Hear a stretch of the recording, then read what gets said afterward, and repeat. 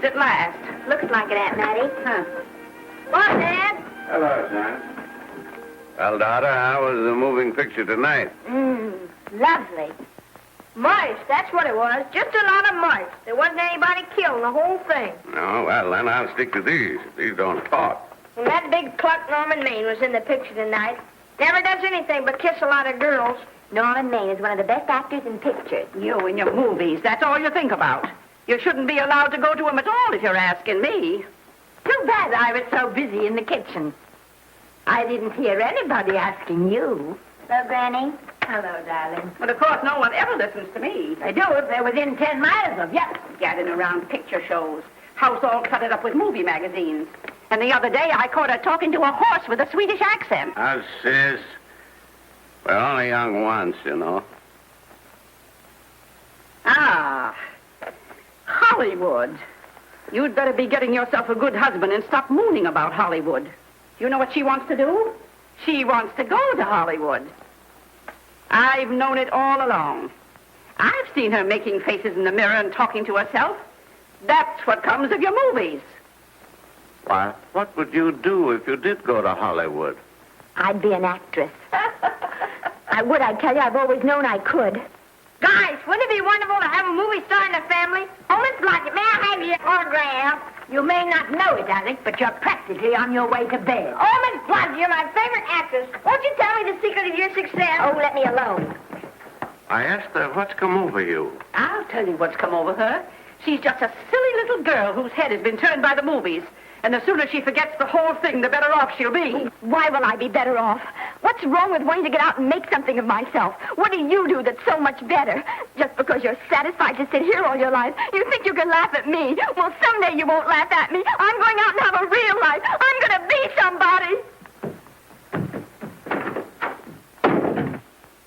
You know, if it was spring, I'd say give her a good dose of sulfur and molasses. I thought I'd find ya. Oh, stop that. Now, stop crying. That isn't going to do you a bit of good. Oh, I'm crying because Aunt Mattie and Alec make me so mad. Oh, Alec and Aunt Mattie. Fiddlesticks. They're not important. You're the only one that counts. Esther, everyone in this world who has ever dreamed about better things has been laughed at. Don't you know that? Oh, I suppose I do, but... But there's a difference between dreaming and doing. The dreamers just sit around and moon about how wonderful it would be if only things were different. And the years roll on and they grow old. And by they forget everything, even about their dreams. Oh, I don't want to be like that. I want to be somebody. Oh, yes. You want to be somebody. But you want it to be easy. Oh, you modern girls give me a pain. When I wanted something better, I came across those plains in a prairie schooner with your grandfather. Oh, everyone laughed at us as they did at all the other pioneers. They said this country would never be anything but a wilderness. We didn't believe that. We were going to make a new country. Besides, we wanted to see our dreams come true. Oh, Granny, it must have been wonderful. It was wonderful. But don't you think for one single minute that it was easy, Esther Blodgett? We burned in summer and we froze in winter. But we kept right on going and we didn't complain because we were doing what we wanted to do.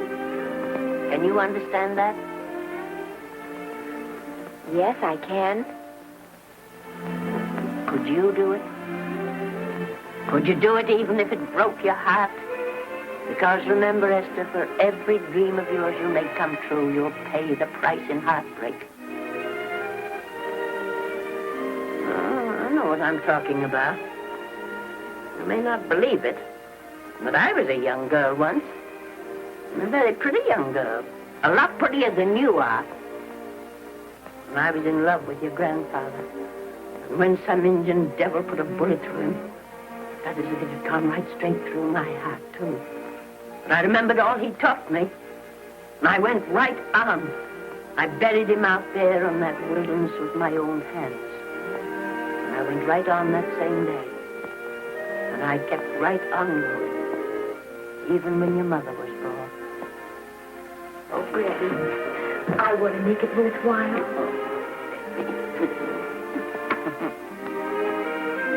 You know, Esther, there'll always be a wilderness to conquer. Maybe Hollywood's your wilderness now. From all I hear, it sounds like it. But if you've got one drop of my blood in your veins, you won't let Mattie or any of her kind break your heart. You'll go right out there and break it yourself. That's your right. Here. Oh, here. Stop that nonsense. Here. Take this and go to your Hollywood. Oh, I can't take your money. Well, why not? It's your savings. Well, I was only saving up for my funeral. Now I don't think I'm ever going to die. Oh, Granny, how can I ever thank you? By giving me your word of honor that you'll never tell a living soul where you got that money. I promise. Remember, if you do, I'll have you arrested for robbing me.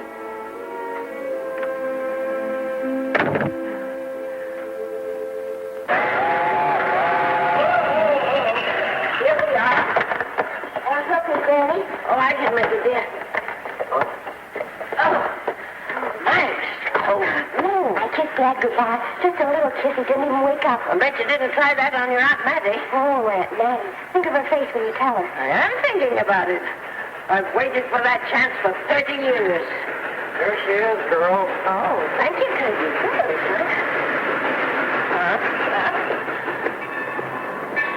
Well, come on. Here's your prairie schooner.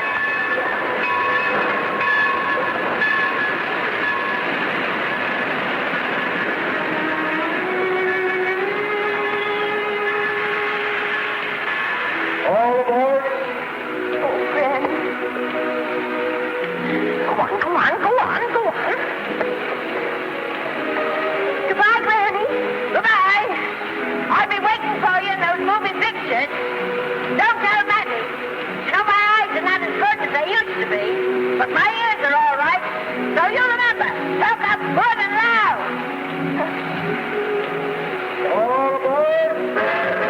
Goodbye. Bye. Bye, Granny. Bye.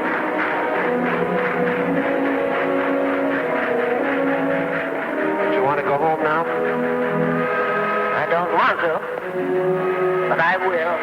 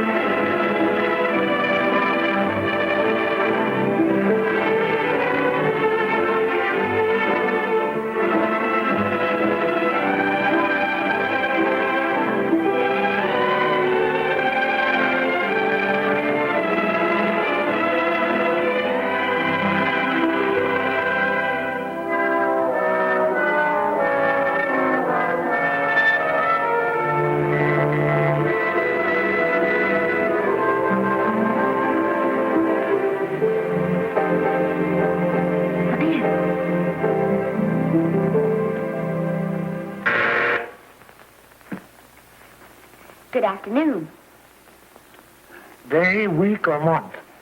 Well, it's a little hard to say. You see, I'm going into the movies. Well, you better take it for a week. It'll break your jump to Beverly Hills.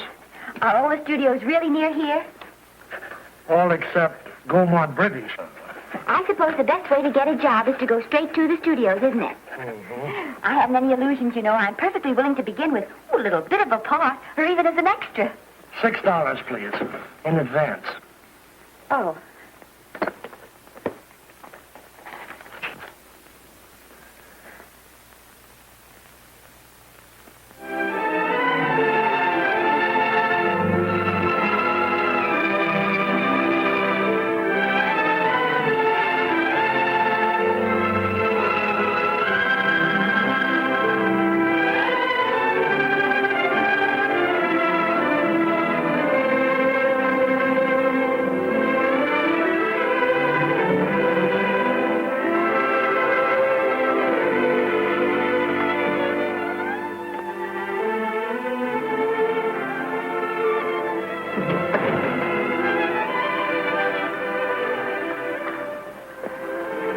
I beg your pardon. I'd like to register for extra work. How long have you been in Hollywood? Well, it's about a month now. We haven't put anyone on our books for over 2 years. Come here. I'd like to show you something.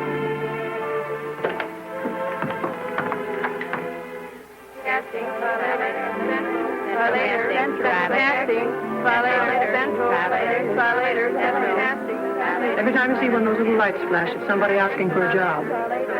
Every time you hear them say, try later, it means there isn't any job. You can't keep the girls at the switchboard long. They go crazy. Every one of those little lights thought it was going to be a star. Still want to go in the movies?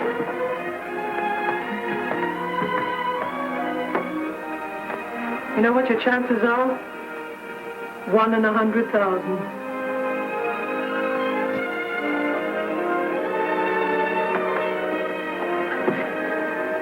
But maybe I'm that one.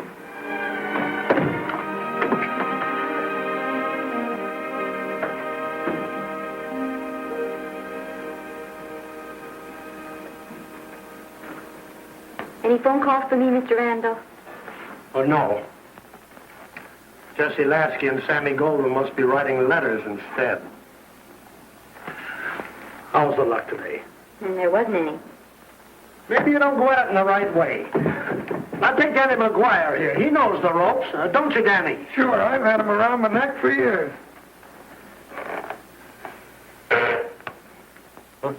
What? Oh, Miss Blodgett. Danny McGuire, our new tenant. How do you do? Mr. McGuire is a big director. Oh, are you really? Oh, could you possibly use me in a picture, Mr. McGuire? Of course, I haven't had much experience, but I don't think that really matters if you're willing. And I Now really listen, feel that... lady. In the first place, I'm not a director. I'm an assistant director. In the second place, if I had any jobs to give away, I'd confer one on myself. And in the third place, you should have stayed back home in the first place.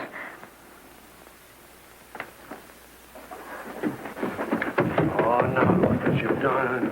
Hey, wait a minute. Hey, don't be that way. Don't do that. Gosh, I didn't mean to get tough, but a guy thinks he's being kidded when somebody asks him for a job and he hasn't got one for himself. After all, I'm not a big enough shot to hurt your feelings. I'm sorry. It wasn't just that. It was a lot of things. Looking for a job every day and never getting any nearer to it. I guess I was beginning to get a little scared. I know. Lady, do I know. Well, there's only one thing to do for that feeling when you're tired and sunk and down to your last nickel. Come on and I'll buy you a drink. Well, it's not as bad as down to the last nickel. I've still got $11 left. $11? You're going to buy me a drink. Come on.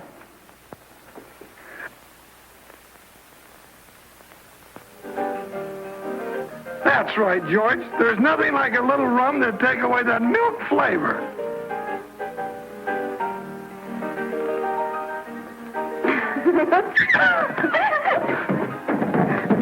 I beg your pardon. Certainly.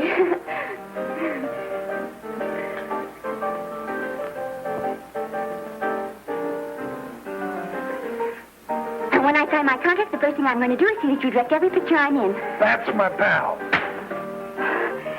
Of course, I'm going to be perfectly nice about it, but I'll just insist. Now, that's the way to talk. Don't let them lick you. Oh, I should say they can't lick me. If they try anything like that, what? I just won't sign. Now, that's right. What have you got to lose? Another one of these and we'll open our own studio.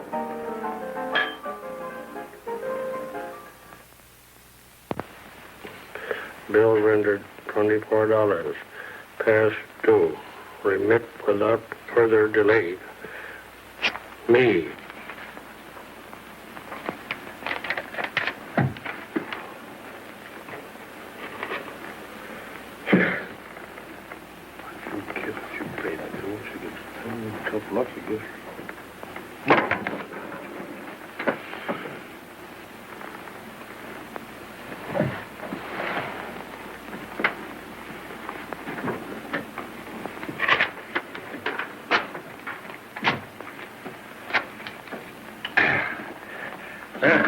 Fifth race.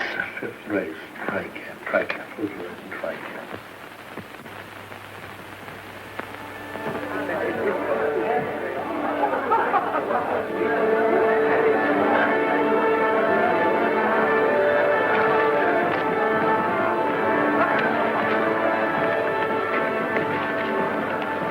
Hey, the program's going to be swell tonight.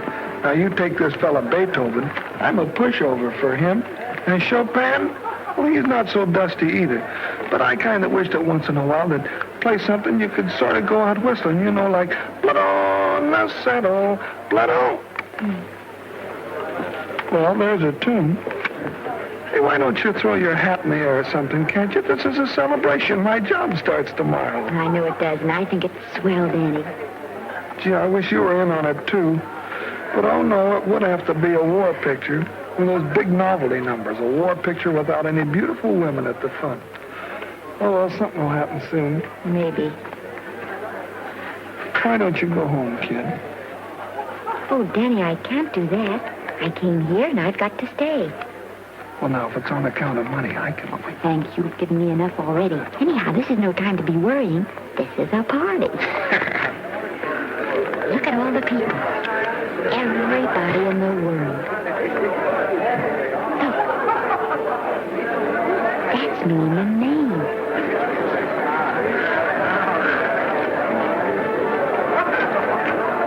And he seems to have had that one extra cocktail.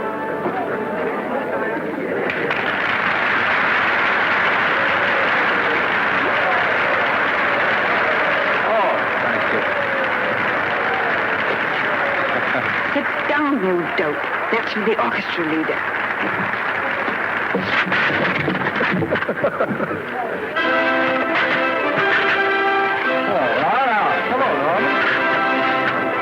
Oh, Mr. Maine. Mr. Maine. Put your arm around Miss Regis. Arnold, this is a Hollywood beau. Oh, afraid of crowds. Go on, get out of here. What's the matter? You getting too big to bother with photographers? Don't want any pictures taken, no. Oh, was that so? Well, supposing I take it anyway. Well, shove that brownie number 2 of yours down your throat. Thank you, Mr. Maine. No, stop it!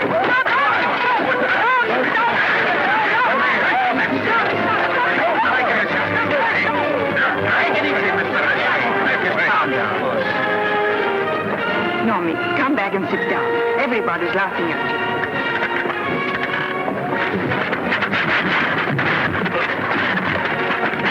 All right. Hi, Norman. Is he always like that? Well, I suppose he has to sleep sometime. Oh, and he's so wonderful on the screen.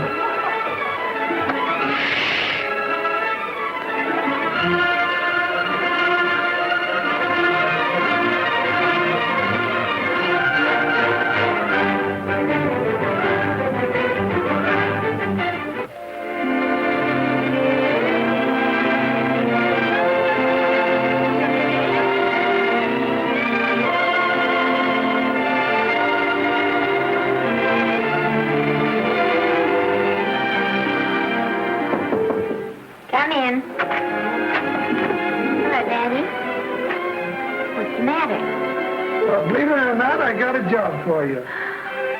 Daddy, that's wonderful. When do I go to the studio? Well, you don't exactly go to the studio. Oh, it's on location. Well, it's not exactly on location. But of course, I haven't any makeup. Will you tell me what you're getting sort of help me put it on? Well, you don't exactly need any makeup. You see, it's not really a picture job. It's being a waitress. Oh. Well, it's kind of a picture job if you look at it right. You said it was a waitress.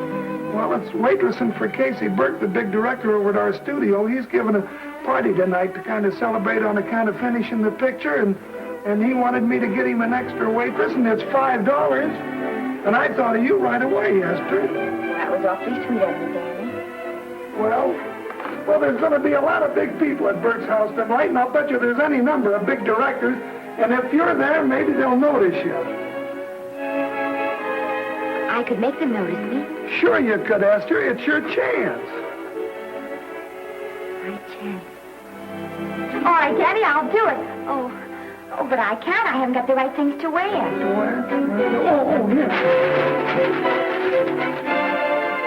Now, you don't think the wardrobe department's right next to my office for nothing, do you? A perfect fit.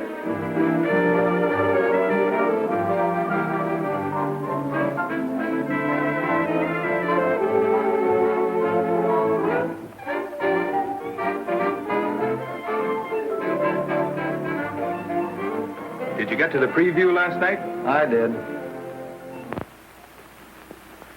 Would you like a little hors d'oeuvre? They are very nice. Oh, thanks. Well, what did you think of the picture? You should have saved it for Thanksgiving. What a turkey.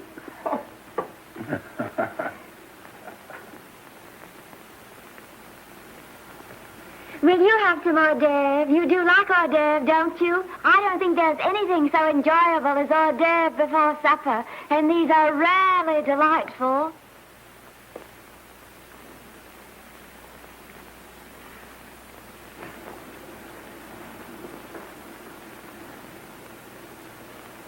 And at the finish, the kid turns around and sings the lullaby to its mother. Pardon the big boys, but would you like a little hors d'oeuvre? They say they're the best in town. Don't tell me. I know. Mae West. That's a great twist. But where are you going to find a 2-month-old baby that can sing? Hello, Oliver. Oh, hello, Casey. If you want to fire me now, wait till you see the picture. I'm not a director anymore. I'm a male nurse. What's the matter with the picture? A guy by the name of Norman Maine. His work is beginning to interfere with his drinking. Oliver, don't tell me I'm to direct his next picture, too. Mm-hmm. You were my favorite producer. Now, wait a minute. You just go right on with your directing. I'll take care of these stars. I know how to handle them. I had a serious talk with Norman after that Hollywood Bowl occurrence, and you don't have to worry any more about his behavior. Excuse me, Mr. Niles. Mr. Libby of your publicity department is on the telephone. He says it's most important, sir. It's about Mr. Maine. Thank you. Oh, it's probably just some little thing. Of course, Oliver. I'll turn on the radio and see if they've called out the National Guard yet. Hello, Libby. What's the good word? Mr. Norman Maine, America's Prince Charming, was apprehended driving an ambulance down Wilshire Boulevard with a siren going full blast. He explained he was a tree surgeon on a maternity case. Well, will it be in the papers? No, it won't be in the papers. But that's a nice, expensive hobby of yours, keeping Mr. Maine's informal entertainments out of the public press. Oh, that's fine work, Libby. Try and see that no one gets to Norman. He's probably home sleeping it off. All of them. Why can't you forget those dopes at the studio for one night? Business, business all the time. I don't know what's going to become of you. Norman, why didn't you call for me? Oh, by golly, why didn't I call for you? In case you've forgotten, I was supposed to come here with you. Oh, that's all right. I got here without any trouble. The only reason I don't slap your face. Yes, darling, I know. Hello, John. Oh, hello, man. What's the matter with Oliver? He looks as if he'd had bad news. Hello, Mary. What's the matter, old boy? Maybe I'm wrong. I guess I've been drinking too much lately. No, you have to cut it down. It's bad stuff. Scotch and soda.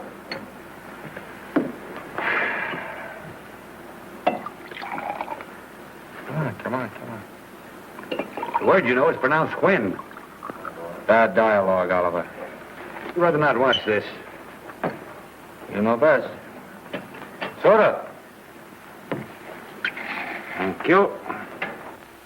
Oh. Go ahead and say it. I've got it coming to you. Don't make it tougher on me, Norman. I don't want to stand here and preach, but take a look at my side of it. I'm trying to make pictures with you. I know. Costs are going up, and the grosses are going down. No, it isn't that. I've made lots of money with you, and I can afford to take a loss. But I hate to see you going the way of so many others. Why don't you get Lloyd's to insure you against me? You can't get insurance against a man forgetting who he is. You're a great star, Norman, but there's nobody so big that he can afford to have people refuse to work with him. Who doesn't want to work with me? You... Quiet. Listen, I know plenty of people who do. Yes, and so do I. But your real friends can't stand seeing you start to fall apart. What do you mean by that? The first signs are always the same. Not being able to remember your lines. Cameraman struggling to cover your hangovers. And all because you have to have a good time. Every day and every night. Listen, I've warned you for a long time, Okay, Norman. Oliver, you're a swell guy. You won't lose any money on me. I'll promise you that. I'll be ready for the curtains when the time comes. When it does, here's my epitaph. And now I think I'll, have a little drink. Scotch and soda.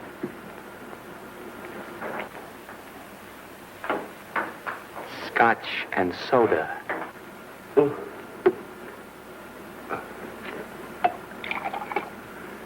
Come on. A little soda? Caviar? No, thanks. Yes, pardon me. Ah, lovely. No, I mean the caviar. Mm-hmm. No, don't go away. I'm starving. Huh? Really. Which would you take? Well, I don't know. You know? I don't know either. It's hard to choose. I think I'll take caviar. Mr. Maine doesn't care for any more. Do you know me? No. Well, Normie doesn't care for any more. I think I shall get very drunk indeed.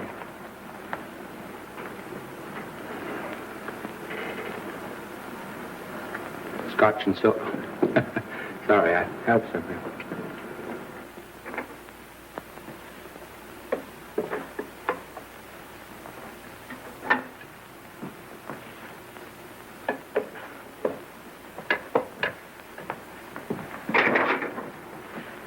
Oh. Mind if I help?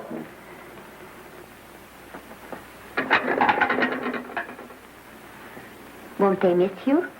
Oh, no. They'll just look under the table, and when they see I'm not there, they'll forget the whole matter.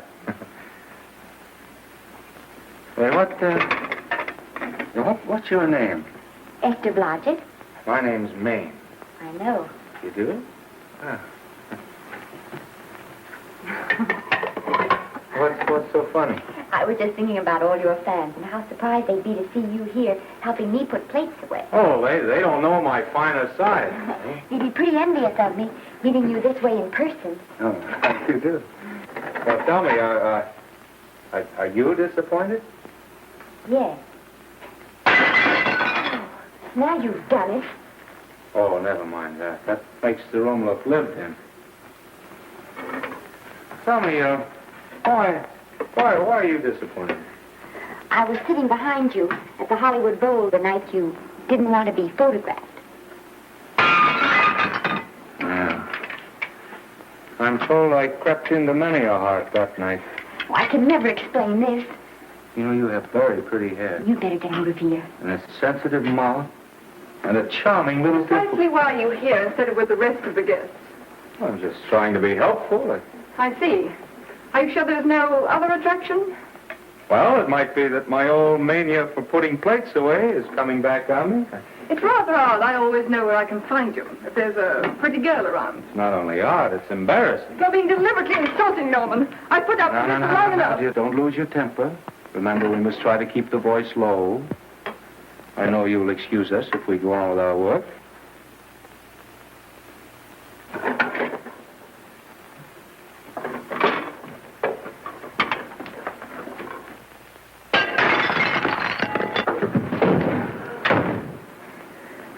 Now see what you've done.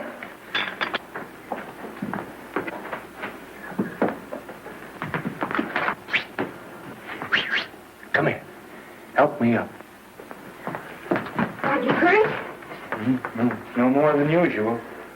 Come on, the wolves are on us. We gotta get out of here. Oh, I can't. The dishes aren't finished. Oh, yes, they are.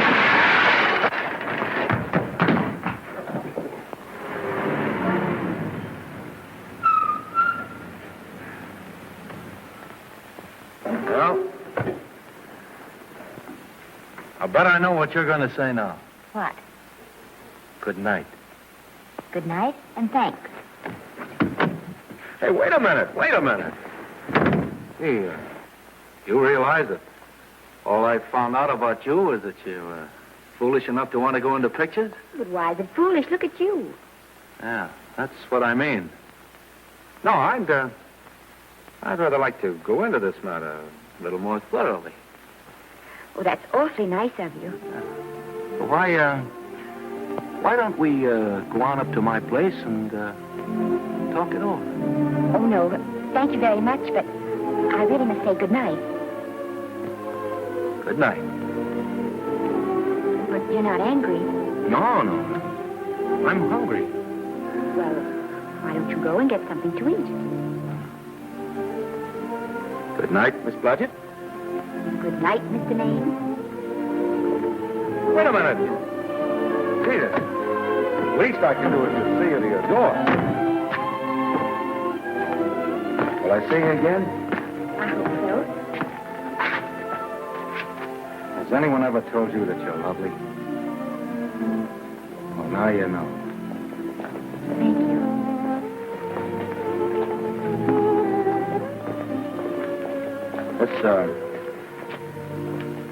It's hard to say, but I want to say it anyway.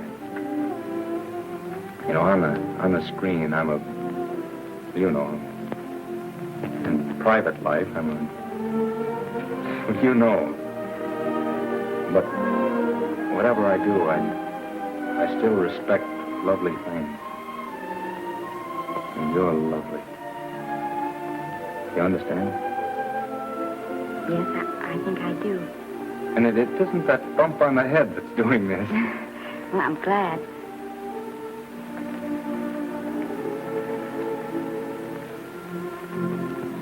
Good night. Good night.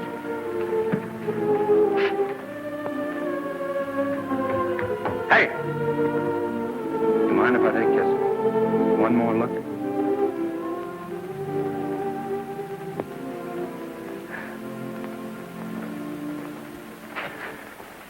Go away. Quite impossible. I wouldn't even consider it. Oh, no.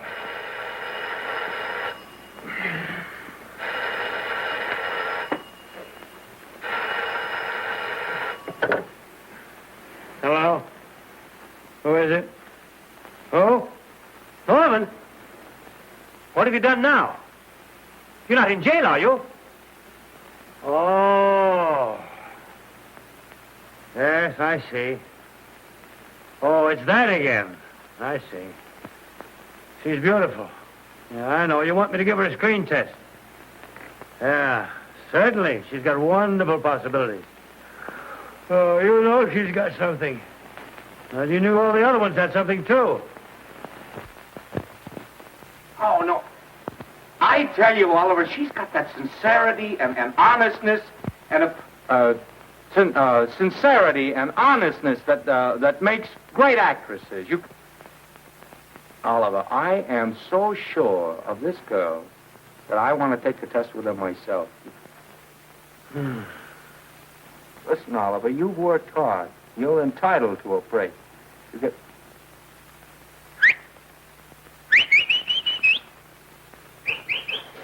Yes, I heard you. Anything. Yes. Yeah. Oliver, look. You try to get a little sleep now, old man. Right. All right, boy. Good night. Now, tell us.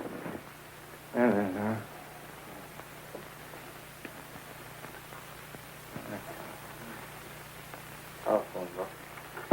Telephone book. What? Telephone. Hey, Olive, telephone book. Over here.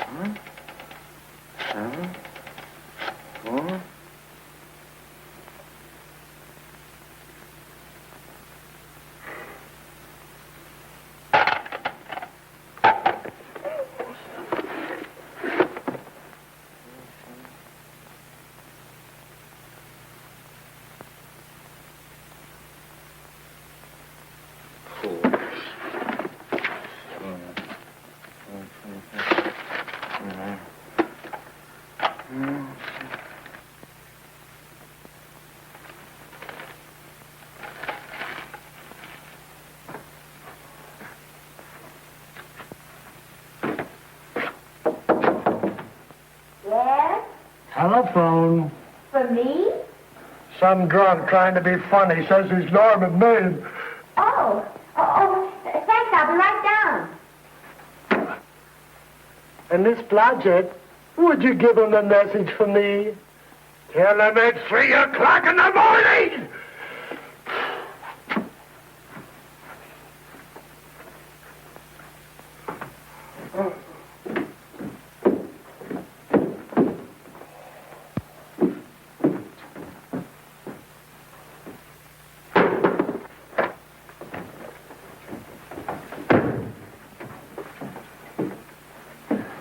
Hello?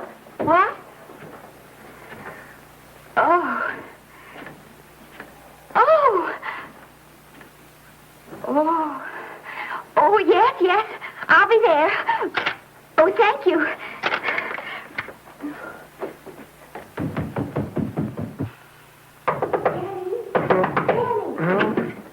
Daddy, what do you think? I'm going to take a test tomorrow, and Norman Maine's helping me do it. I'm taking one, too. Garble's assisting me.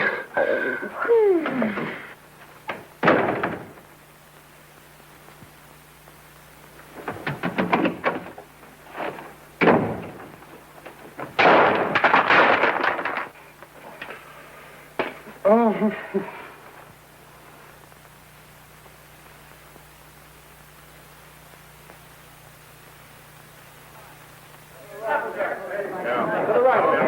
Move that Golo in. Would it still come that broad? No, the Yankee. Is this light too hot for you, Hanley? Okay, but cut down on your backlight. Put a double on that 90. Bring it down a little. That's it. Now put it.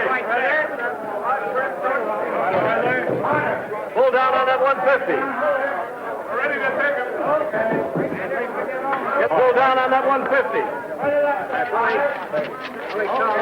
Okay.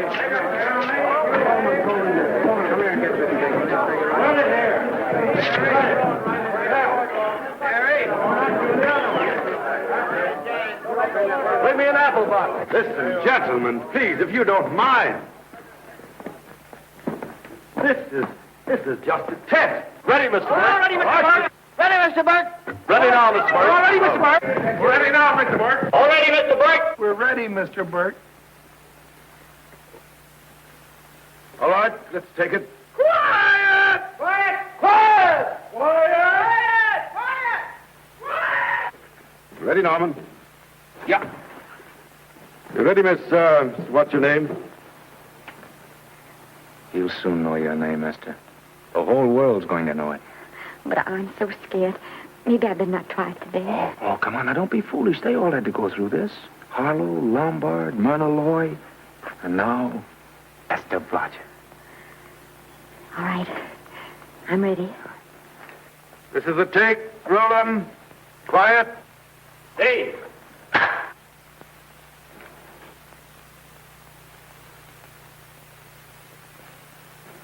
I may as well tell you that my whole organization thinks I've gone a little nuts to sign you.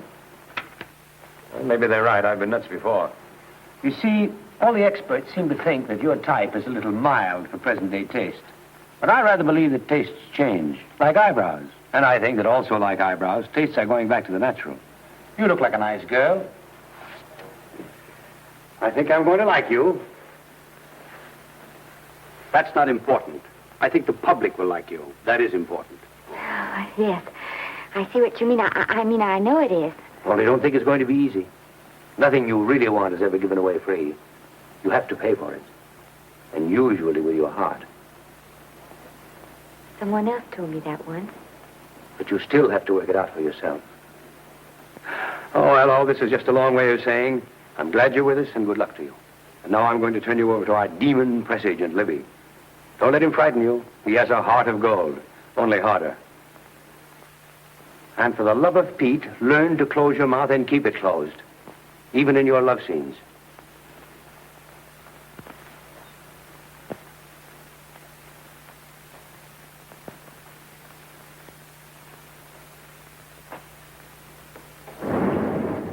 Are you a Russian? No, I was born in Fillmore, North Dakota. Oh, no. First saw light of day in a mountain cabin, a trapper's hut, high up in the Rockies. Go on. Well, I always wanted to be an actress. Dreamed of footlights as Lonely Kitty. Are you sure there's no Russian in your family? Positive. That's a shame. Well, what does your father do? He's a farmer. Social registerite father. Fed up with hypocrisies of 400, sought wilderness for consolation. There amidst the mountain flowers, he raised another blossom. His lovely little daughter. What's your name? Esther Victoria Blodgett.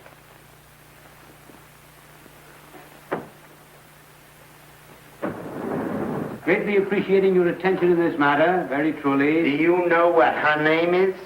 Esther Victoria Blodgett. Hey, we'll have to do something about that right away. Esther Victoria Blodgett. Well, that Blodgett's definitely out. Let's see, Esther Victoria, Vicky. How about Vicky? Oh, I think that's terribly cute. Let's see, Vicky. Vicky what? Vicky, pronounced Vicky. Siesta, Besta, Sesta, Desta, Festa. Oh, that's very pretty. Jester, Hester, Desta, Lester. Vicky Lester. Oh, I like that. Say it. Vicky Lester. Say it again. Vicky Lester. Say it again. Vicky Lester. Say it. Vicky Lester. Say Vicky Lester. Vicky Lester. Vicky Lester. Vicky Lester. Vicky Lester. Flash. Oliver Nile Studio discovers new starlet, a Cinderella of the Rockies. Her name is Vicky Lester. Those who have peeked tell me she couldn't be more divoon. The face of an angel and such natural talents. Her voice is a symphony. Her very walk, they tell me, is enough to drive men mad. Not that way. Get the lead out of your feet. Lift them up.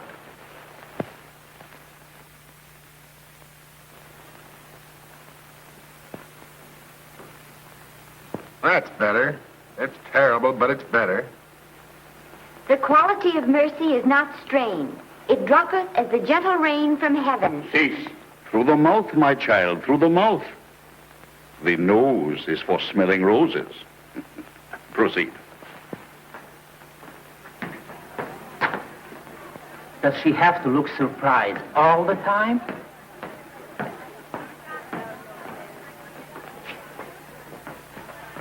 Anyway, it's just a rough sketch. Pretty small mouth, eh? Oh, well. Give her that Crawford smear.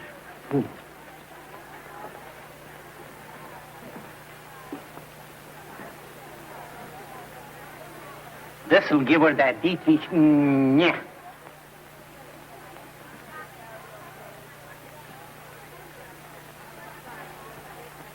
We're on the wrong track. She still looks surprised.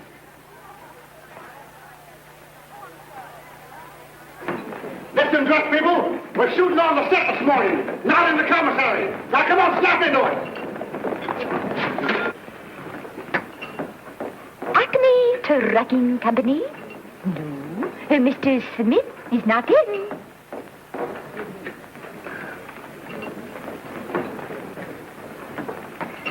Acme Trucking Company. No. Mr. Smith is not in.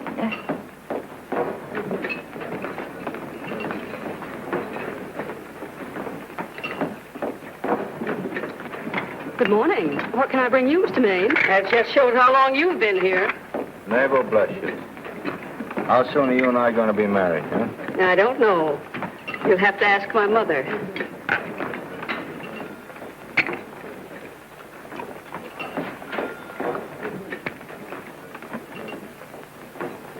Acme Trucking Company? No, Mr. Smythe is not in. Acme Trucking Company? No, Mr. Smith is not in. Acme? No, Smith ain't in.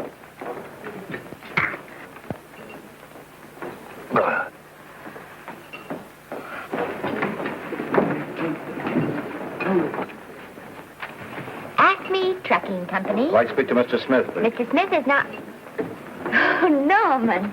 What's all this between you and Smith? I've got a part. It's only one line, but it's in the picture. It's ambition that made you break that date with me last night. Well, I had to be here so early this morning, and So did I. I had to stay up all night to make it. you've started your picture, haven't you? No, we're still in the testing stage. You can't seem to get the right girl for the lead. Gee, you'd think with all the girls there are that... Yeah, no, but this one's got to be different. She's got to be little and cute and sweet and intelligent. It'll blow me down. What? Will close my tired old eyes. Well, what is it? Hold everything. Come on. Come on.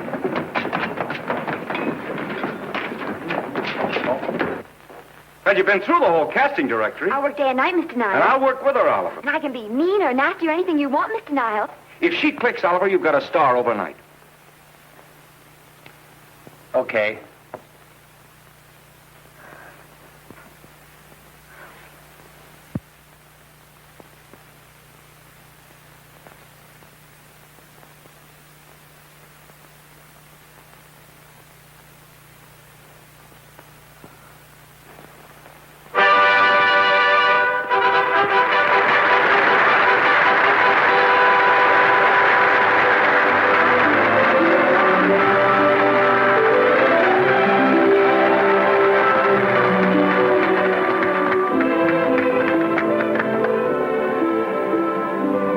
Wait till you hear them at the end of the picture.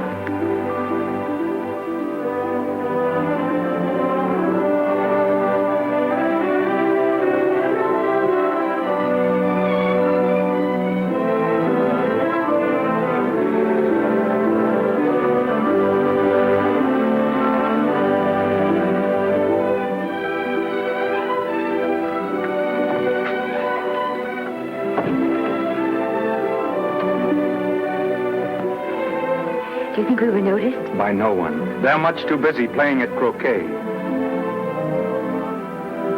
I've loved you all my life. But we only met 2 days ago. That's when my life began.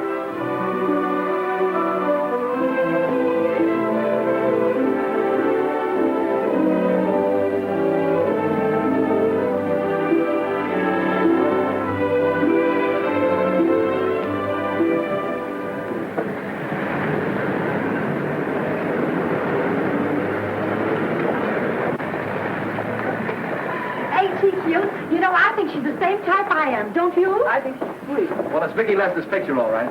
I think she was much better than he was. These producers are so horribly down. They won't know how good she is. Well, maybe it's because she's a good girl. No, Maine's not so bad, but it's Vicki Lester that we go to see. Isn't she, darling? I think she's the most precious little thing I've ever seen. The knockout, Libby. You might mention that when you write your review. That Lester kid's a gold mine. Didn't you like Norman Maine? Was he in it? Libby, I'm afraid we have another hit. It's in the bag, neatly tied up with beautiful pink ribbons. Hey, where are Norman and Vicki? I don't know. I thought you had them. I wish they'd come. We're having a party at the Trocadero. Isn't it thrilling running away from people? Norman, it's so exciting, So new. A star is born. Come on, run.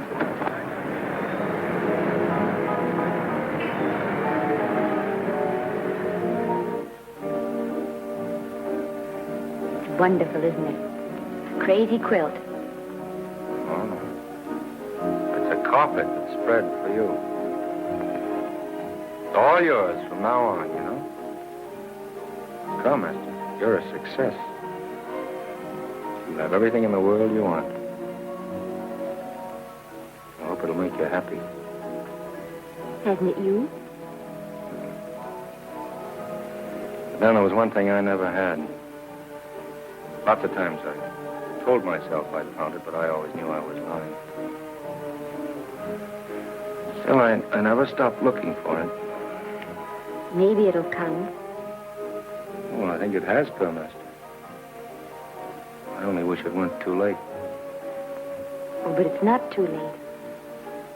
Oh, you can't throw away your life the way I've thrown away mine and have anything left that's good enough. No. You can. Norman, you can. You mustn't tell me that, Esther. I'm so afraid that I'll believe it.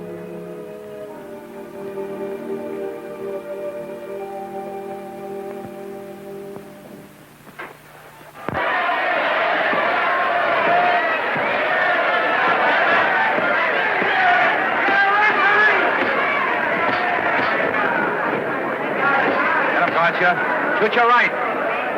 Swell, isn't it? Lovely. What scotch you getting? Can't you hear me, Gotcha? Shoot your right.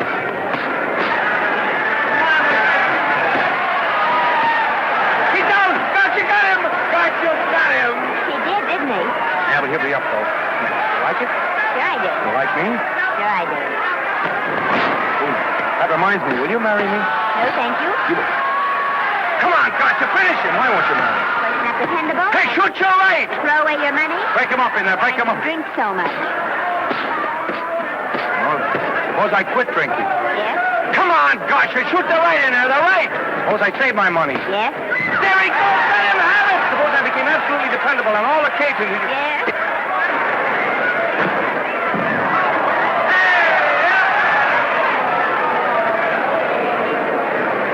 Hey, Gotcha, he got him.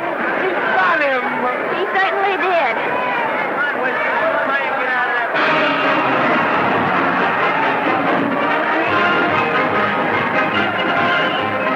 Gee, that's a beautiful place.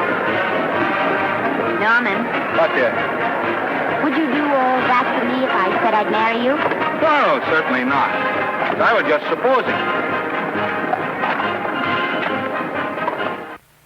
We're going to be married. Guess I didn't read that line right. I'll try it again. We are going to be married. Both of us. Yeah, to each other. What do you think of that? Well, when? Where? Well, we thought we'd elope in the conventional manner. What's the matter? It's trying to decide whether it's good for the studio. Is it? It is. And bless you, my children. When's it going to happen? Oh, we thought we'd just sneak out sometime. We're not telling anyone but you. Listen to this. The screen's ideal romance blossomed into breathtaking reality today when Vicki Lester and Norman Maine, America's dream lovers, slipped quietly through the portals of holy matrimony. How does it sound? Horrible. But you see, we're going to elope. Sure you are. It'll be the biggest elopement this town ever saw. We'll get a tie-up with the Army, have you escorted all the way down to Yuma by 20 of their new bombing planes. Is he going with us? Don't you think we can work this thing out better alone? No sense in bothering the happy couple with all the details. I'll see to it that you get a carbon copy of the whole layout. I can hardly wait. I'm sorry we didn't realize that we were in the way. While you're settling the details, you don't mind if I take this woman out and buy her a ring, do you? Sure, go ahead. We want everything legal. That's a charming match. A nice girl like Vicky. And public nuisance number one. Now, wait a minute, Libby. Norman's all right. And if you'll pardon my pointing, Vicky's business is her own. It doesn't require any comments. I wasn't making any comments. I just said it was a rotten shame. So go ahead and plan the elopement. Oh, that elopement stuff is out. You can't get any scope in that. We're going to have a wedding. Where'll we have it? Customary place, I believe, is a church. Nah, it's been done. This has got to be something big. The beach. I can visualize it. The bridesmaids in bathing suits. 20,000 Santa Monica school children spelling out the word love. It's a novelty, but is it big enough? Why not the city hall? A police escort of every motorcycle cup in town. Sirens screaming, confetti pouring out of buildings like the Lindbergh reception in New York, only on a big scale. What's the matter? Isn't it big enough? And now if any man can show just cause why these two may not be lawfully joined together, let him now speak or else hereafter forever hold his peace. Do you, Alfred Henkel, take this woman as your lawful wedded wife? Will you love, comfort, honor, and keep her in sickness and health as long as you both shall live? I will. Do you, I beg your pardon. Do you, Esther Blodgett, take this man as your lawful wedded husband? Will you obey, serve, love, honor, and keep him in sickness and health as long as you both shall live? I will. Place the ring on her finger. Hurry, please. Now, by virtues of the power invested in me as Justice of the Peace of San Bardo Township, County of Los Angeles, I pronounce you man and wife.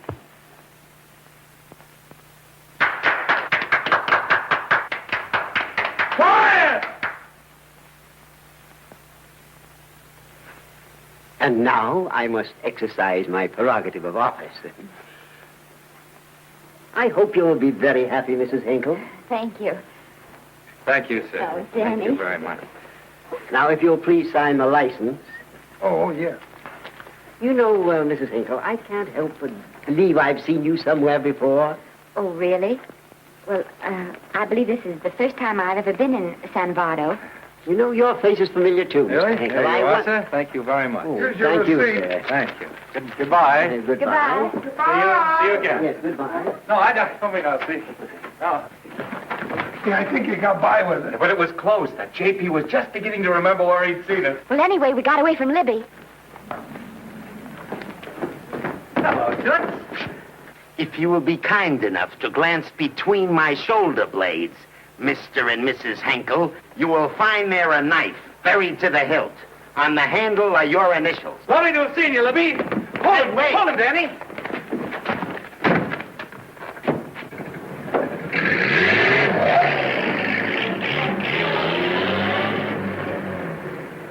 There go a couple of rats I raised from mice. Well, they got a right to get married, haven't they? I haven't got any right to double-cross the public, and I haven't done it yet. Hey! People versus Porky Washington, who is charged with violating Section 600. Young man, you're in contempt of court. Operator, get me the Los Angeles Tribune. I've a good mind to put you under arrest. Wait till I make the score. You wait, too. Tribune, give me the city desk. Johnny, this is Matt Libby. I got a flash for you. Norman Maine and Vicky Lester were married at 2:30 this afternoon. Vicky Lester? Court recess.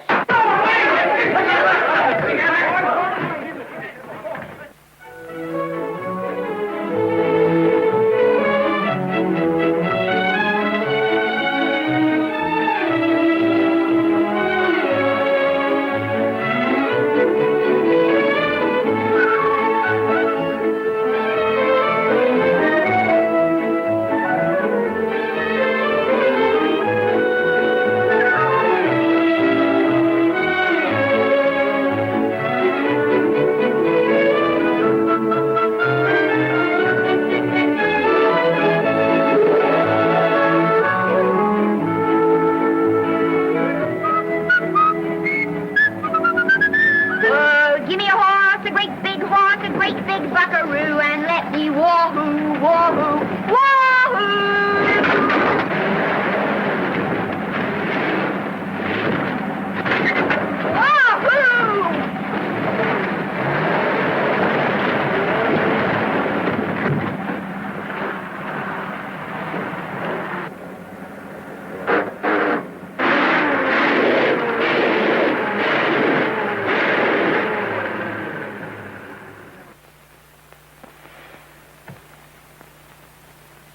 Wahoo.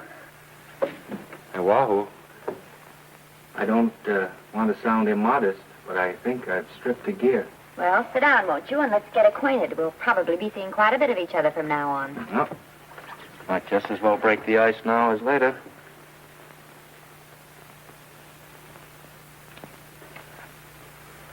Now we're old friends. Hey, have I got time for a shower before dinner? Plenty, if you can find the shower. I never can remember where that thing is. Does it pull out or slide under? Here, I think I can find it. Nope, it's the linen closet. Here it is. Nice work. Oh, half the time those things are just luck. I'll see if I can disinfect this steak.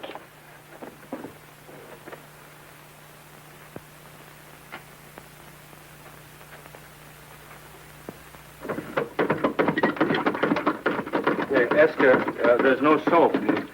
Here. Thank you. Oh, and Esther. Yes, dear? I'll need a washcloth. Oh. How you fix the cigarette? You know I never smoke underwater. Well, what do I do to make this thing work? Pull that gadget at the top and pray for rain. Well, I can't reach it. I can't get my hands up. If you've gone in there with your arms down, you'll never get your bath. Unless you're a contortionist.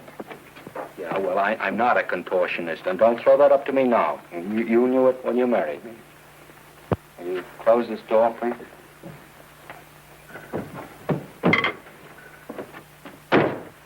Thank you.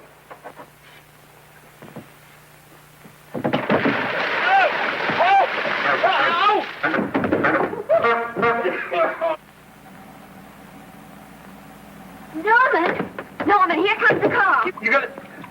Huh? Here, quick. Quick what? Quick, go out and stop them and ask for help. Oh, I'll catch cold. Oh, you'll get warm again. Yeah. Oh, dear, they'll recognize me. Now, if you keep your face down, go on. There may not be another car for a week. Well,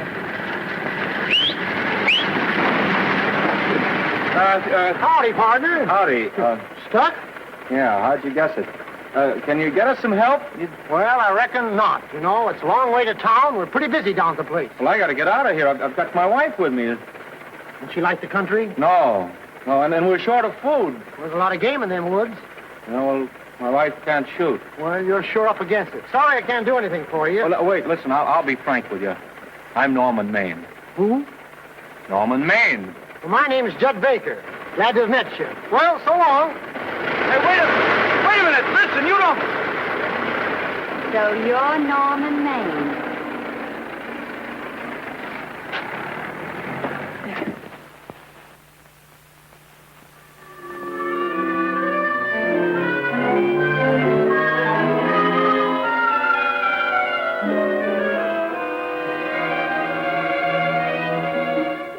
I got my prestige to look out for.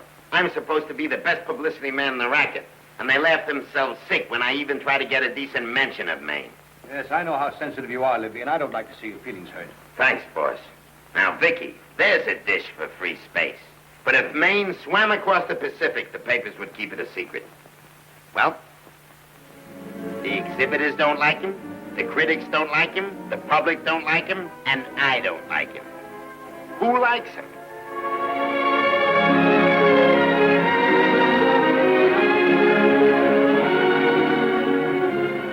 Oh, but, darling, this is almost too much of a surprise. And there I was in my touching innocence, thinking we were going to live at the beach house. Oh, we'll still keep the place at Malibu. But this is special. This is our castle. It used to be in the air, you know? Well, we'll never use any ugly words like contracts and pictures and careers. When we come in those gates, we'll check the studio outside. Come on, I got another little surprise for you.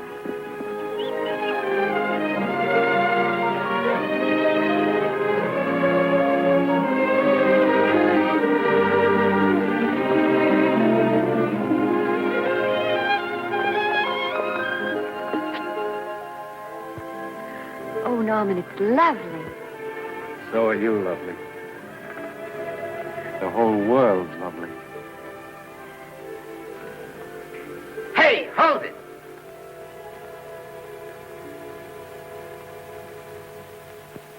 That's it. Caption: their honeymoon never ends.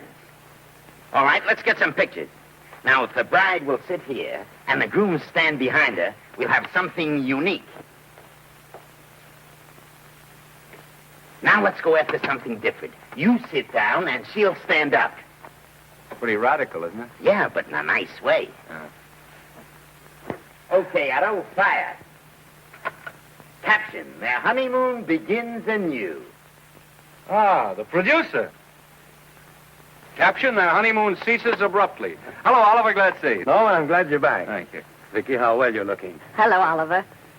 Am I interrupting? Yes, thank you. Just want a couple more pictures. That's enough of both of them. What they're asking for is exclusives of Miss Lester.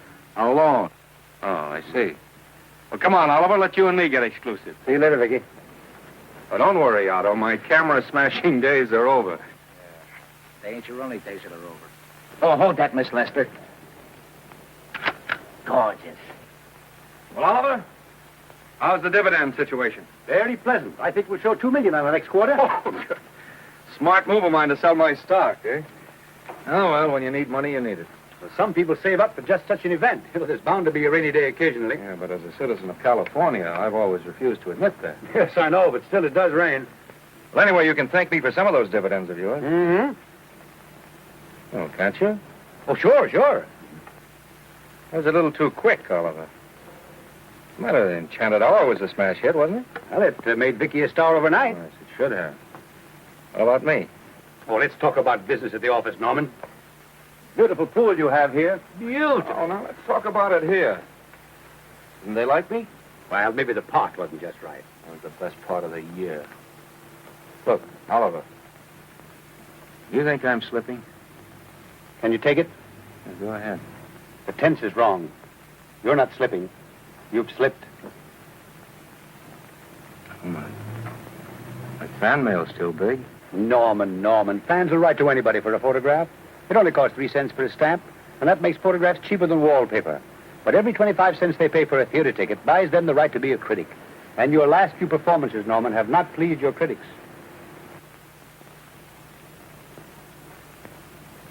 You remember I told you I'd be ready for the curtains when the time came? Here it is. Let's call off the contract, no hard feelings. We're not quitting, either of us. There's no explaining these things. We've all seen how the public turns. Maybe we can turn them back. I've got a swell script lined up for you. About Esther. You think that I'm going to get in her way? Well, as a matter of fact, as it happens, there's no part in this story for her. I'd more or less planned to star her in a picture of her own, with that young Pemberton opposite her. He's coming along nicely.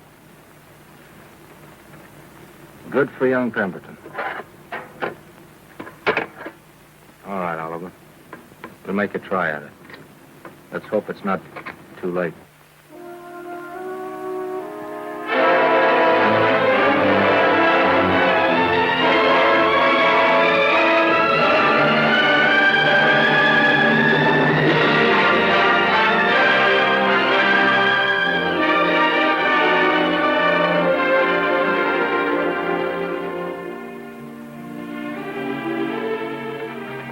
No argument. I'll buy those. Huh. The screen's most finished actor. I'll say he's finished. He keeps them away in droves.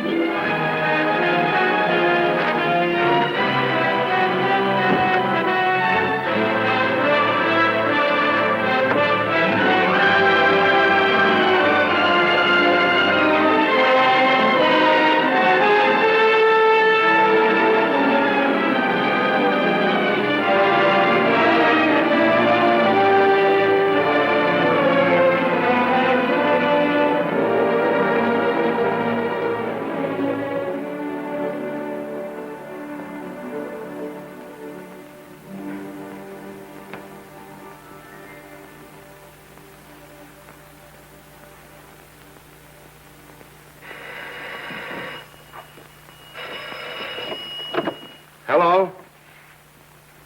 No, Miss Lester isn't home as yet. No, I'm not the butler. But I can take a message just as well as he can, honest. Oh, is that you, Norman? Swell. Listen, Norman, this is Artie Carver. Hiya, kid. Swell. Say, I hear you're through with Oliver Niles. Is that on the level? Oh, please, Artie, I'm not news anymore. Forget it. Say, what kind of a settlement did you make on your contract? Give me a figure so I can do a story on it. There was no money involved. We just called it quits. Okay, I'll fill in my own figure. Say, by the way, I've been trying to get an interview with Vicky for 2 weeks, but she's always busy. How about you giving an old pal a break by speaking to her for me? Sure, I'll ask her. Swell. So long.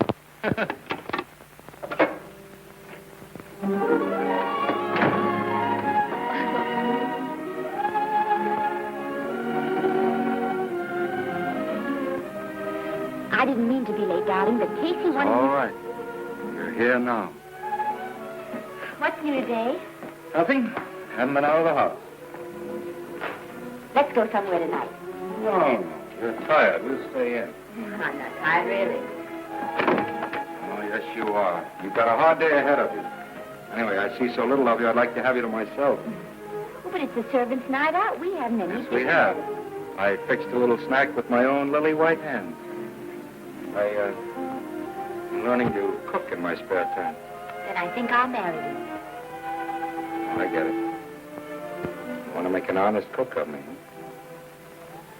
Comes in on wheels in this joint.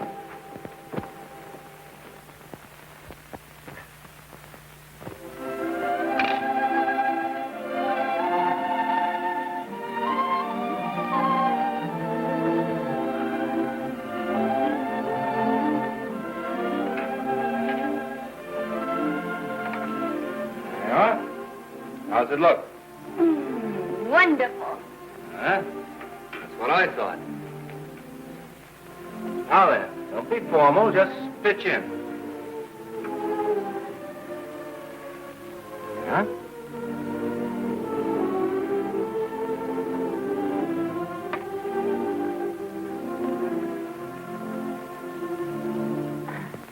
I'm afraid my mouth's not quite big enough. I'll measure it next time and make them to size. A little hard to lift, too. In fact, I think I'll take those measurements right now.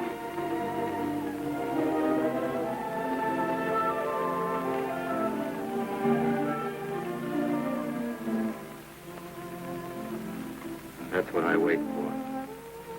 All day. That's why I rush home without even changing my costume.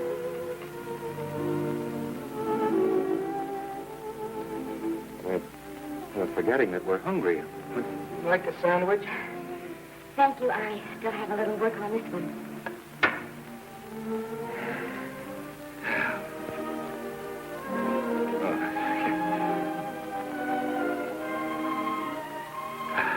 Norman, will you unhook my dress? I can't breathe. Mm-hmm. You know, all the time I thought it was the kiss that made you breathless. A lot of hooks. Hmm? Uh-huh. Why don't you have a zipper? That's a good idea. You better? Yes.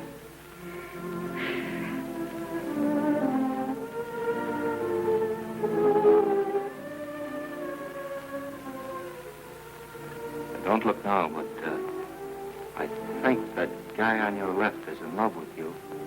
I hope so.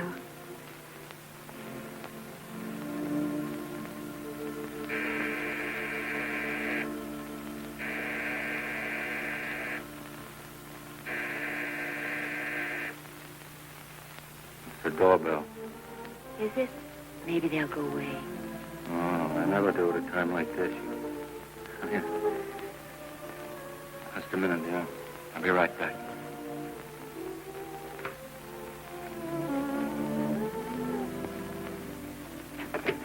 Does Vicky Lester live here? Yes. I got a package for her.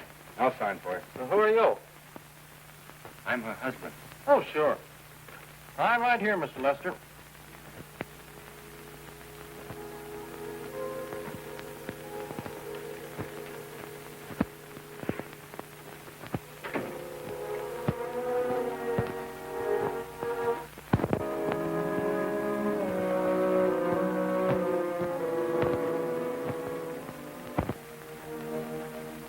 package for you. Oh, by the way, I forgot to tell you, they want you for a benefit at Shrine Auditorium next Wednesday night. I told them I'd ask you. And, Oh, darling, I don't want to hear about that now. well, you better wait till I finish before I forget them all. The Academy dinner secretary phoned. She wants to know if you want a table reserved for you. Oh, yes, Artie Carver called and asked if I'd use my influence with you to get him an interview. I told him I'd try. That was all, I think. Oh, Norman, let's don't talk about those things now. We're forgetting the wonderful food you prepared. Well, I'm not very hungry now. I think I'll fix me a little drink. No.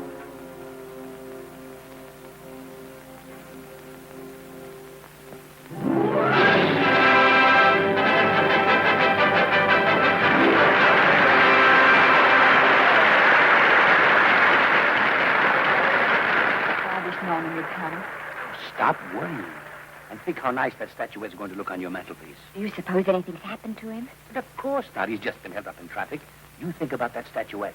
And now we arrive at the climax of the annual dinner of the Academy of Motion Picture Arts and Sciences, the highest award within our power to bestow.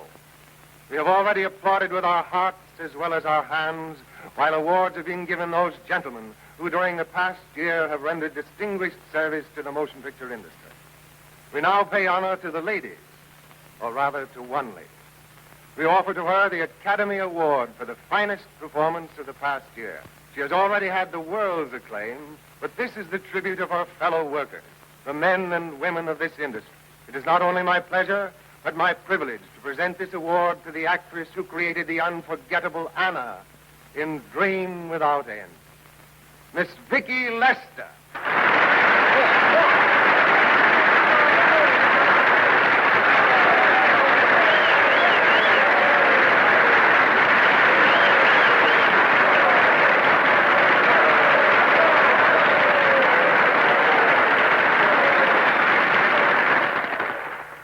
What more can we say, Miss Lester? This says it all for us.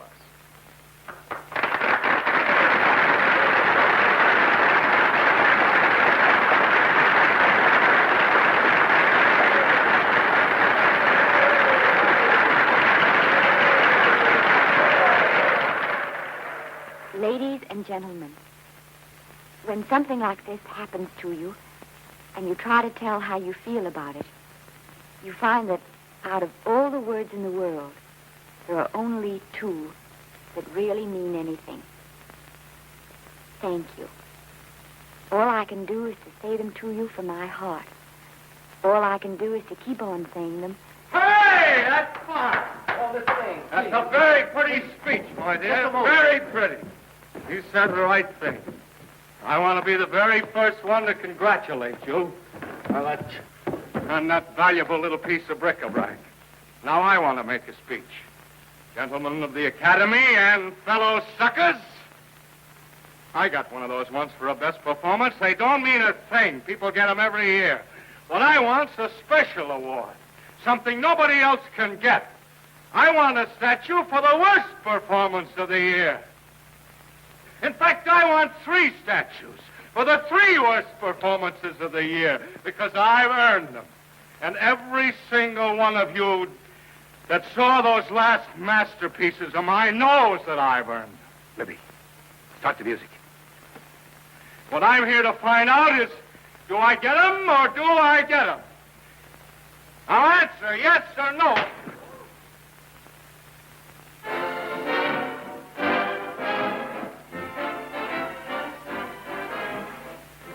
Norman, darling, let's go and sit down.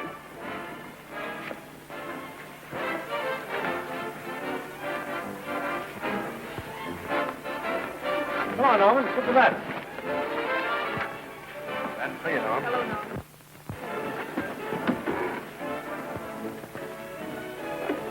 Well, Norman, how are you? Hi, Oliver. My dear, do let me congratulate you. You must be terribly proud and happy tonight. Thank you.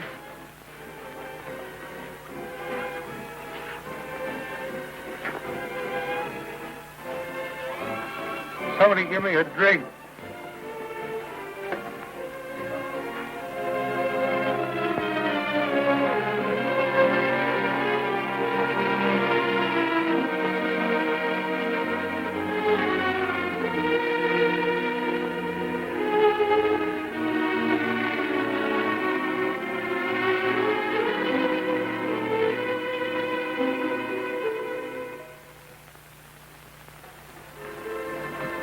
Oliver, it's nice of you to come to my dressing room. Vicky, how are you? I've missed you. Everyone's missed you. Have a nice trip. Well, a 3-month tour of the theater circuit scarcely comes under the head of pleasure.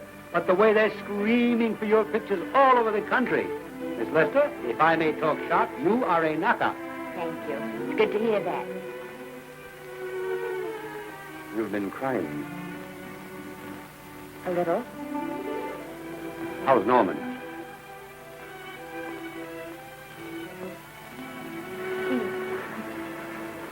Well, he's trying awfully hard, Oliver. Letting Norman leave this studio was the hardest thing I ever did. There was nothing else I could do. I know. Has he been... Is he all right? He's gone to a sanitarium. He really wants to stop drinking. And I think he could only... Well, perhaps if he could start working again, there would be some encouragement. Oliver, could you do that? Oh, thank you. But he mustn't ever know I told you. He won't know, and you mustn't worry. I want you to keep up your good work in this picture. I'll try, Oliver. That's the one thing I can do for you.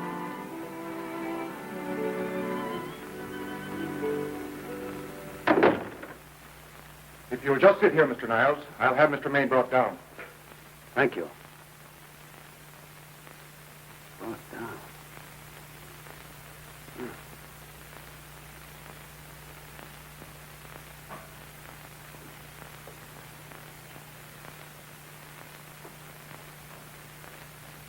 Hello, Oliver.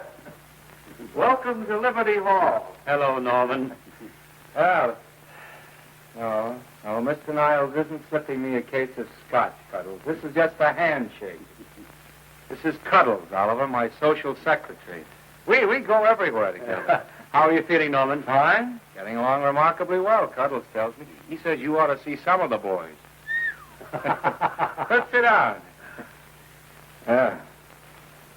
Cuddles, we really don't need you. Touching, isn't it? Can't bear to have me out of his sight. Are you comfortable here, Norman? Comfortable. It's positively luxurious. They even have iron bars in the windows to keep out the draft. How much longer are you going to be here? Oh, well, I'm really cured now. I'm just staying on for an extra week or two to get in good shape, you know. After all, there's no particular hurry to return to the cameras. That's what I wanted to talk to you about. I've got a script with a fine part for you in it. Gee, Oliver, that's great. That's great. Who plays opposite me? Well, it is not exactly the lead.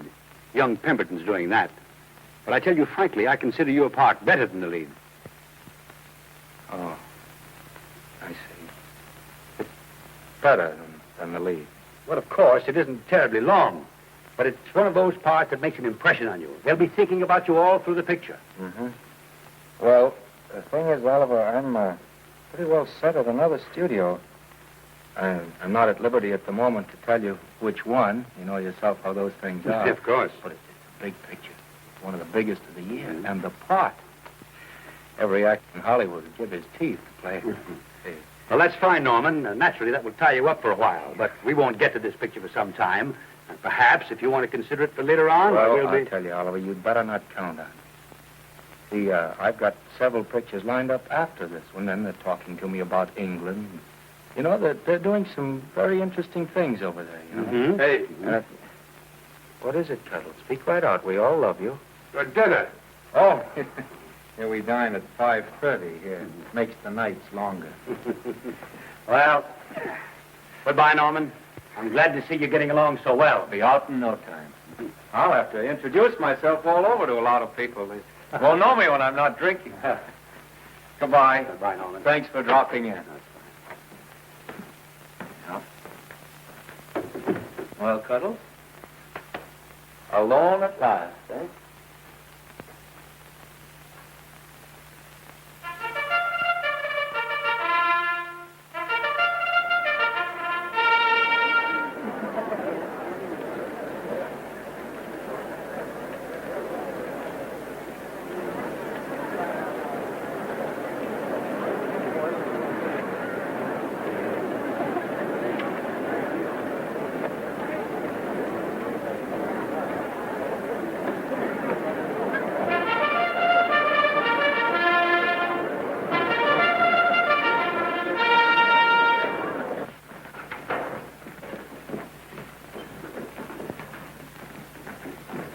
Bert? Sam? How are you, Marion? Oh, hello. Hello. Hello, Normie. Glad to see you. How I hate to run into these has-beens. They give me the creeps. Me too. He was good while he had it. And he had it quite a while. Hello? Hello, Mr. Maine. I haven't seen you in a long time. Oh, I've been resting. Ginger ale, please. Ginger ale and what? Ginger ale and ginger ale. A new leaf? A whole new book. Thank you. Scotch straight. Hello, Libby. Why, it's Mr. America of yesteryear. Do they let you wander about now without a keeper? Oh, sure. I'm a trustee now. Didn't expect to find you at Santa Anita. What do they do with the actors while you're away? Oh, they cut them into slices and fry them with eggs.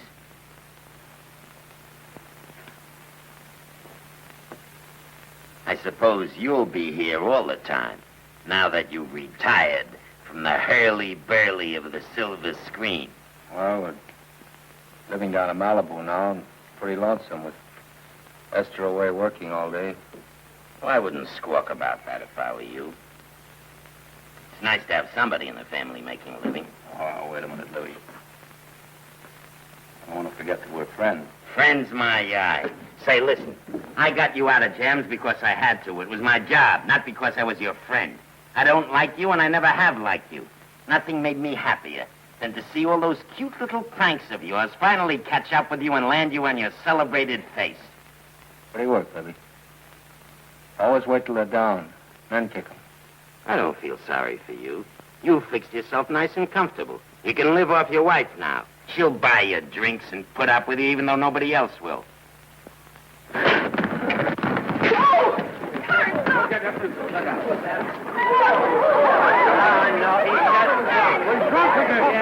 on, Front. Hey, wait a minute. Come on outside for you, white guy. I'm Norman Maine. Well, that's not my fault. Oh, don't bother to toss him out. He's harmless. All right, Mr. Libby, if you say so. Sure, let him go. What can he do? He can't fight any better than he can act. Norman Maine. Oh, he's drunk again. Why, he's been drunk for years.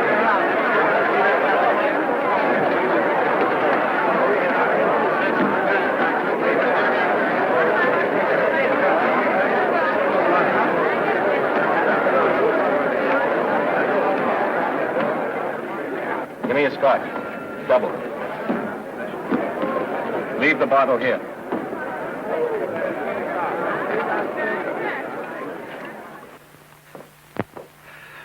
Vicky, you'll be ill. Why don't you try to get a little sleep? But he's been gone 4 days. 4 days and not a word.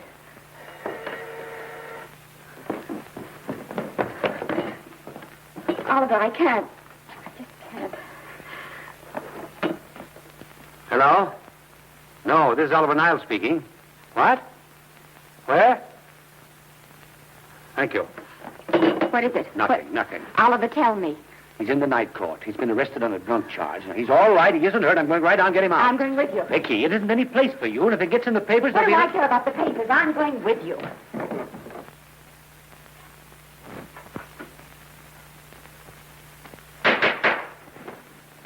Division 30, Municipal Court, County Los Angeles, now in session. The Honorable Judge J. Barris presiding. Be seated, please. Was you able to do anything? Judge wouldn't even see me. Ready, Your Honor.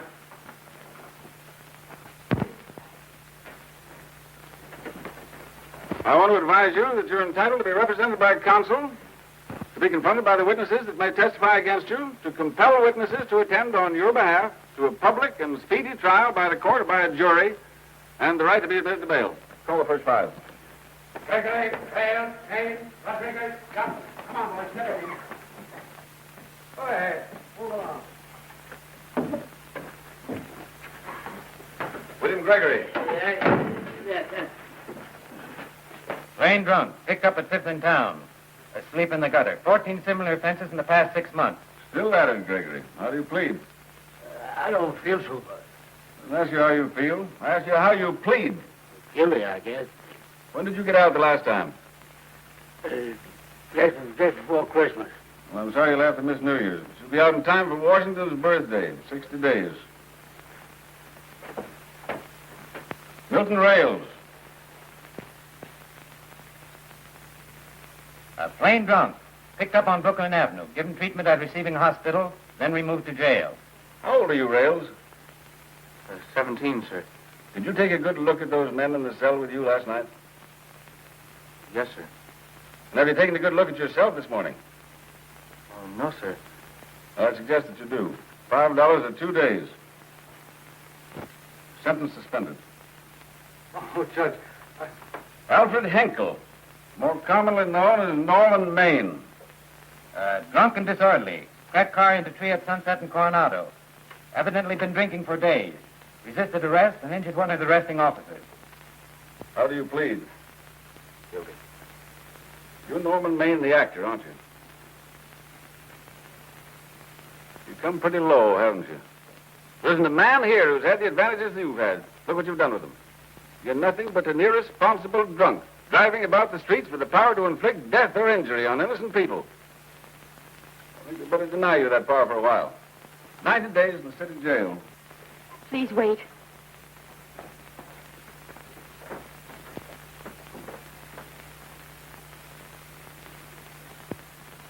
I'm his wife.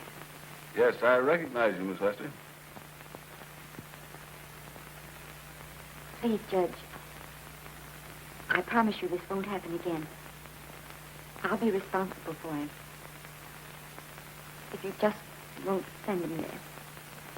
You realize that this man, when drunk, is obviously a menace to public safety? And you realize, too, Miss Lester, the responsibility you'll be assuming to this court and to the Commonwealth. I do.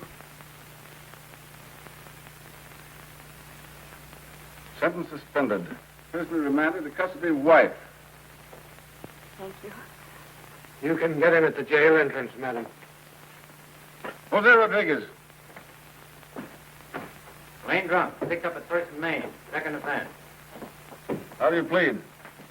I think I'm guilty, Your Honor. 60 days.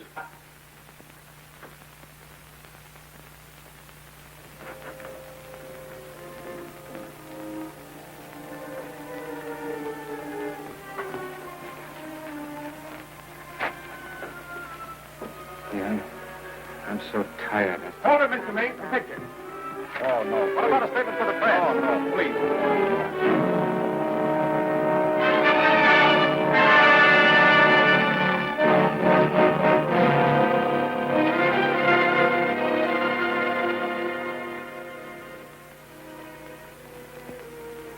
He's asleep. He's been asleep all day. It's the best thing for him. Awful to see this happen to someone you love. And know in your heart that it can't get any better. I only know that all I can do now is to stay with him and try to help him. So will I. And between us, we'll take care of him. You're very fond of him, aren't you, Oliver? I'm very fond of both. Then I know you'll understand what I have to tell you. And after what happened last night, I think you already know what it is. I can't do any more pictures. I'm going away for good with Norman. You can't do that, Vicky. It was the very thing of your success. And you worked so hard to achieve it. That's what's been wrong. And I've thought it all out. Maybe if I hadn't been away from him so much, last night and what went before, it wouldn't have happened. And I know it's too late to think about that now, but it may not be too late to go away with him and start over somewhere. It's your life you're giving up, Vicky. so I can try to give Norman back his. Can you honestly tell me I'm wrong to do it? No, Vicky. I can't honestly tell you that. Then there'll be no more Vicky Lester.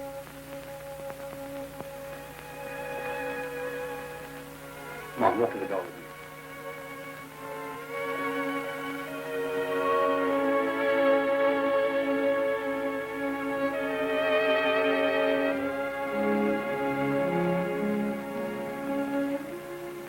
Goodbye, Vicky Lester. You were a grand girl. Good luck, Mrs. Norman Maine.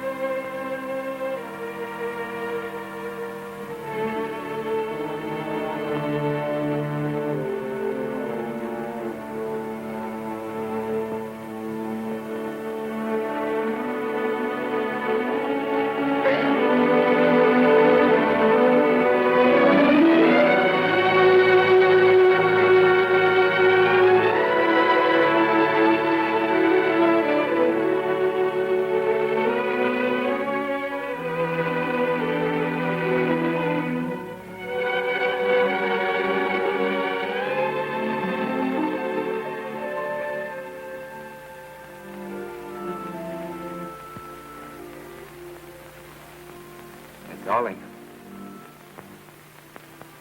Mrs. Maine coming in to apologize again. Oh, I'm sorry, dear, but it isn't you. What other troubles have you got? None. I was just playing a scene with myself. Now look, I'm just coming out of the jitters and you're just going into them. This is a swell household. Isn't it? I'll tell you what we'll do. I'll promise to brace up if you'll go on the wagon. I guess I have been drinking too much. You know what I'm going to do? I'm going to be an athlete. You mean with great big muscles and everything? Well, roughly speaking. Going to join the YMCA?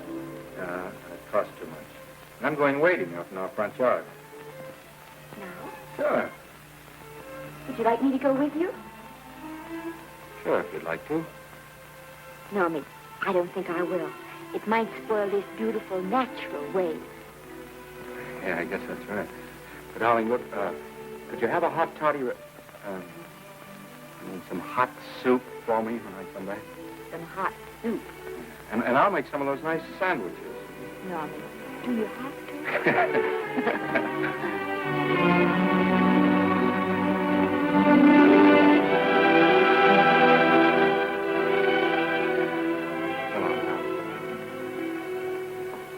I don't stay in too long.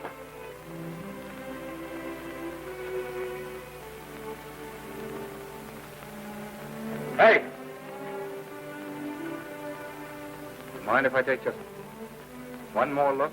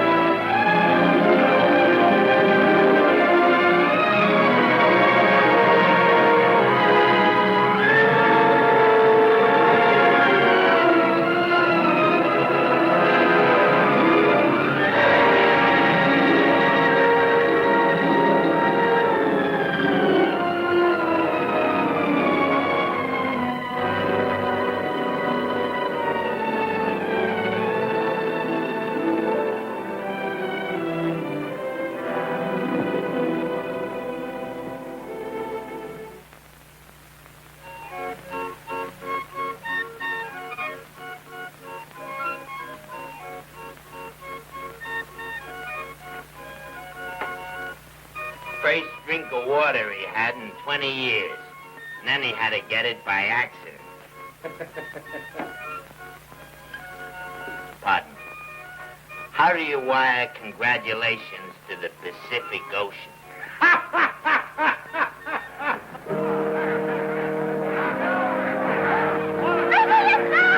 Oh, you can't see her face. Hello, Vicky.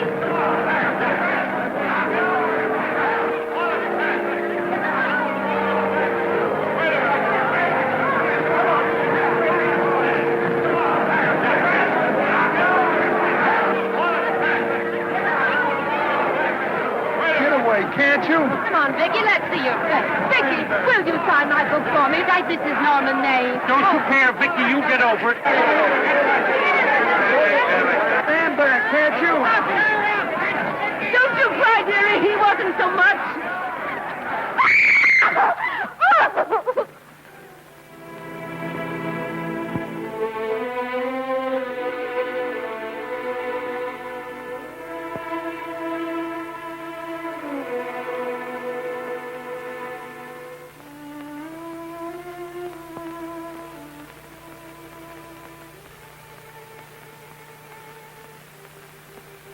Do you mind if I take just one more look?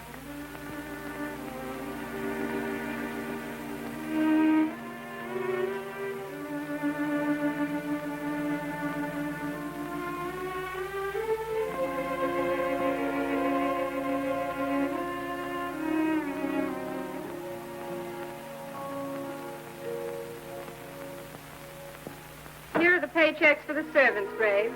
You'll find a very nice bonus in each one. Miss Lester asked me to thank you for your kindness and service. If there's anything I can do for the little lady, I should be glad to do it. She would appreciate your attending to the closing of the Beverly Hills house. Put down those trunks. Put it down, I say. Well, where is she? In the bedroom. Who are you? I'm her grandmother. Get up.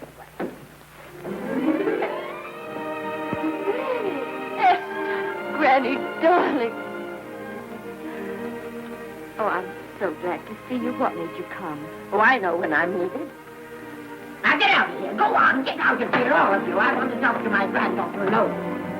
I came just as quickly as I could. But I'm going home. I sent you a wire yesterday.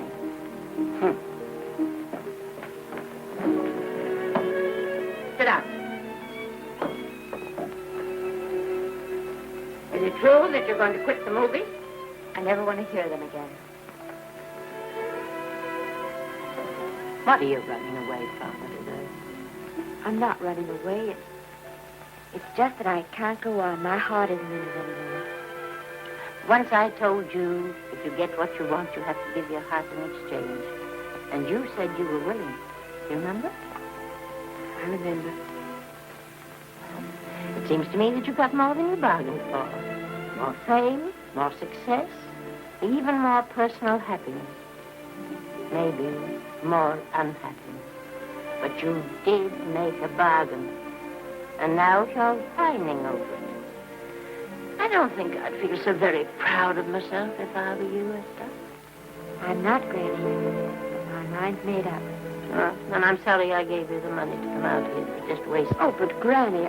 I was proud of you, Esther. I was proud to be the grandmother of Vicky Lester. It gave me something to live for. Now I have it ended. I know. Oh, I want to be strong, but I can't go on.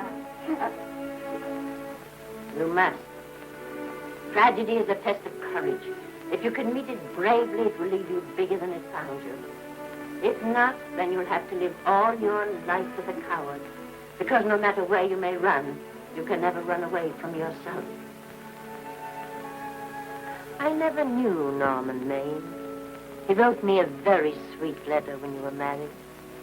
He said you told him how much I meant to you. And I know just how much you must have meant to him. You know, Esther, I can't believe that wherever he is, he can be very happy, knowing that his death broke the spirit of the little girl he praised me so highly for raising. And I can't believe that he can be very proud, knowing that all his great love did for you was to make you a quitter. The car is ready, Miss Lester. We'll have to go now to make the train.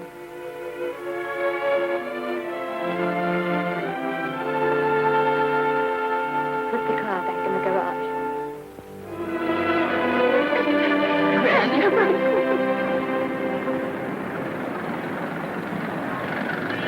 The entire picture industry has come to the Chinese theater for this opening tonight. It has come to pay tribute to a great star on her long-awaited return to the screen in what has been called her greatest performance. It has come to pay tribute to the girl herself. The girl who has won the heart of Hollywood. The girl who has won the heart of the world. Miss Vicki Lester. And if I'm not mistaken, Miss Lester's car has just driven up. Yes, it is she.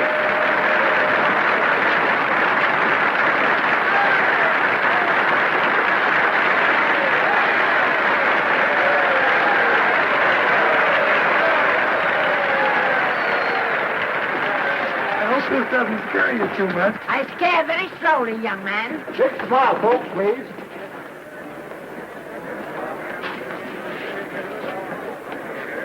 They'll have your mug, your face, plastered across half the papers in the country tomorrow. How do I look? Oh, you look swell. You're a liar, but I like you. And here's Miss Lester's grandmother. Won't you say a few words to the radio audience, please? Say something, Letty. You know, we've got a thing like that back home where they all listen in on, but we call it a party line. Won't you say something, please? They're listening. Maybe some of you people listening in dream about coming to Hollywood. Maybe some of you get pretty discouraged. Well, when you do, you just think about me. It took me over 60 years to get here, but here I am. And here I mean to stay. Thank you very much.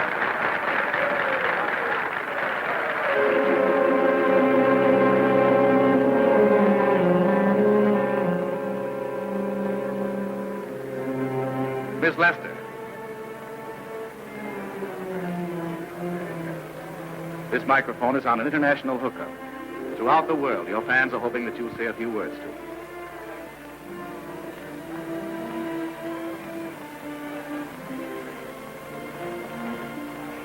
Hello, everybody.